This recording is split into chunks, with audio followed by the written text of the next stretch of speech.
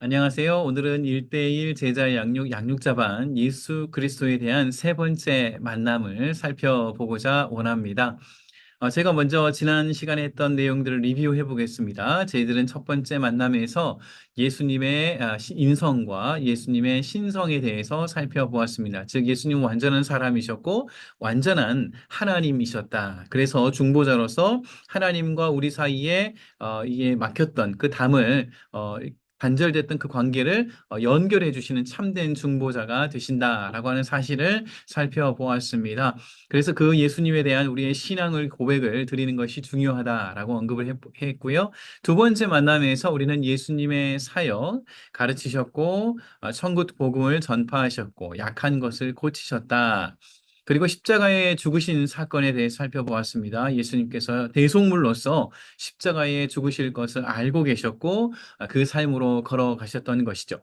그런데 그 예수님의 십자가의 죽음이 우리로 하여금 죄를 가지고 있는 우리에게 큰 은혜를 주셨습니다. 그것은 우리의 모든 죄의 대가를 지불하시고, 즉 우리 대신 예수님의 생명값을 지불하시고 우리를 사신 것이죠. 그리고 그래서 우리가 죄 사함을 얻었을 뿐만 아니라 이제 예수님께서는 우리와 하나님 사이에 화평을 이루셨을 뿐만 아니라 만물 가운데 그 화평을 가져오신 그런 십자가 사건이라고 할 수 있겠습니다.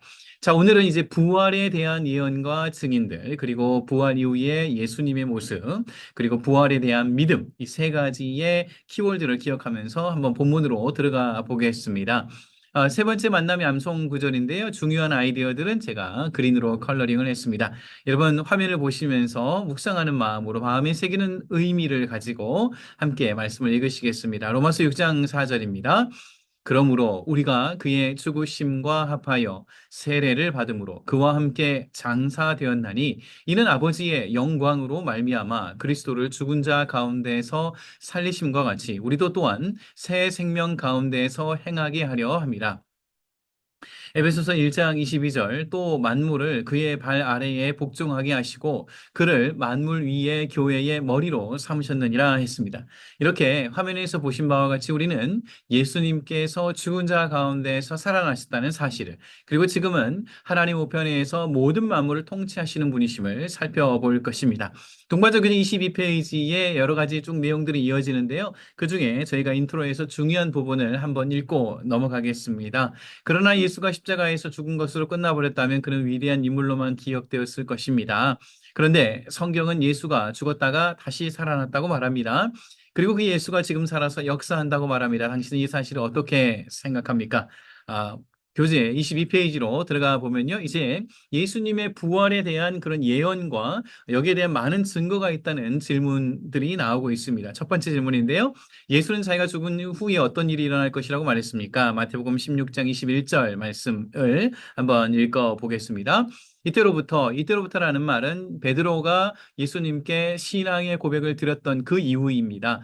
예수 그리스도께서 자기가 예루살렘에 올라가 장로들과 대제사장들과 서기관들에게 많은 고난을 받고 죽임을 당하고 제3일에 살아날 것을 제자들에게 비로소 말씀하시니 사실 이 대화가 있는 시점은 공생의 중간점 지점이었습니다. 그런데 이때로부터 예수님께서는 예수님의 죽으심과 또 부활에 대해서 앞으로 있을 일에 대해서 언급을 하셨던 것이죠. 그런가 하면 구약 성경에도 이미 예수님의 부활에 대해서 언급한 구절이 있습니다. 이는 주께서 내 영혼을 수월에 버리지 아니하시면 수월이 이제 죽은 이후에 가는 세계라고 이해할 수 있겠고요.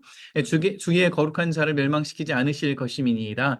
주께서 생명의 길을 내게 보이시리니 주의 앞에는 충만한 기쁨이 있고 주의 오른쪽에는 영원한 즐거움이 있나이다 했습니다. 이렇게 예수님의 부활에 대해서 언급한 말씀이 있죠. 두 번째 질문입니다. 성경은 예수가 자신이 예언했던 대로 다시 살아났다고 전하고 있습니다. 부활한 예수를 어떤 사람들이 보았습니까? 고린도전서 15장 3절에서 8절을 보시면요. 사도 바울이 부활에 대해서 이렇게 증거를 하면서 예수님의 부활을 목격했던 여러 사람들에 대해서 언급을 하고 있습니다. 개반은 이제 베드로를 말하죠. 12 제자, 그리고 500여 형제들에게 보여주셨다는 것입니다. 그 위에는 야고보에게 보여주셨고 또 자신에게도 하나님 예수님께서 나타나셨다. 그렇게 증인들이 많이 있다. 부활에 대한 확실한 증인들이 많이 있다라고 언급하고 있습니다. 세 번째 질문은요, 예수는 제자들에게 자신이 어떤 존재라고 선언했으며, 사도 바울은 부활한 예수가 어떤 분이라고 선언을 했습니까? 예수님께서는요, 부활한 자신에게 하나님께서 하늘과 땅의 모든 권세를 맡기신 분이시다. 그렇게 언급을 했고요. 사도 바울도 성결의 영으로는 죽은 자들 가운데서 부활하사 능력으로 하나님의 아들로 선포되셨으니 곧 우리 주 예수 그리스도시니라. 부활하신 예수님이 하나님의 아들로 선포되셨다. 이렇게 하나님이시다. 그렇게 언급을 하고 있는 것이죠. 이 선언에 따라서 우리는 이제 예수님께서 하늘과 땅의 모든 권세를 가지신 하나님으로 고백하게 되는 것입니다. 자, 그렇다면 예수님께서는 부활하신 이후에 어떤 과정 가운데 하나님 앞에 가게 되셨을까요? 사도행전 1장 9절부터 11절을 보시면요. 이제 구체적인 그 상황에 대한 묘사가 나오고 있죠. 이 말씀을 마치시고 그들로 이 보는데 올려져 가시니 예수님께서 이렇게 올라가신 것이죠. 구름이 그를 가리어 보이지 않게 하더라. 그 이제 올라가실 때 제자들이 서서 하늘을 보는데 흰 옷 입은 두 사람이 그들 곁에 서서 그 이제 예수님 주변에 예수님 옆에 흰 옷 입은 두 사람이 있었던 것으로 보입니다. 그러면서 말하기를 너희 가운데서 하늘로 올려지신 예수님은 하늘로 가심을 본 그대로 오시리라 그렇게 언급을 했습니다. 다섯 번째 질문을 보시면요. 에베소서 1장 20절에서 23절을 읽어보고 예수님께서 현재 어떤 자리에 앉아 계십니까? 이 말씀을 보면 20절에 그의 능력이 그리스도 안에서 역사하사 죽은 자들 가운데서 다시 살리시고 하늘에서 자기의 오른편에 앉히사 그러니까 하나님의 오른편, 오른쪽에 예수님께서 앉으셨다. 그렇게 이해할 수 있겠습니다. 두 번째 가로 질문을 보시면요. 예수님 현재 어떤 것보다 뛰어난 분이십니까? 했는데 21절, 22절을 보시면요. 모든 통치와 권세와 능력과 주권과 이 세상뿐 아니라 오는 세상에 일컫는 모든 이름 위에 뛰어나게 하시고 모든 통치와 권세와 능력과 주권보다 뛰어나신 가장 높으신 분으로 언급되고 있습니다. 세 번째 질문은요. 하나님의 오른편에 앉으신 예수에 대한 사실 두 가지는 무엇입니까? 했는데요. 22절 말씀을 보면 만물을 그의 발 아래에 복종하게 하시고 그를 만물 위에 교회의 머리로 삼으셨느니라 했습니다. 만물 위에 교회가 있고 또 교회 위에 머리로 삼으셨다. 예, 만물을 다스리신 주권자이시며 교회의 머리시다라고 하는 사실을 증거하고 있습니다. 6번 질문을 한번 살펴보겠습니다. 예수가 다시 살아나서 하늘에 올라간 후에 제자들이 예수에 대해서 강조한 것은 무엇이죠? 계속해서 제자들은 예수님께서 부활하셨습니다. 예수님께서 부활하셨습니다. 예수님께서 사흘 만에 살아나셨습니다. 이렇게 증거했습니다. 사도행전 2장 32절 말씀 이 예수를 하나님이 살리신지라 우리가 다 이래 증인이로다. 사도행전 4장 33절에도요. 사도들이 큰 권능으로 주 예수의 부활을 증언하니 우리가 큰 은혜를 받아 했습니다.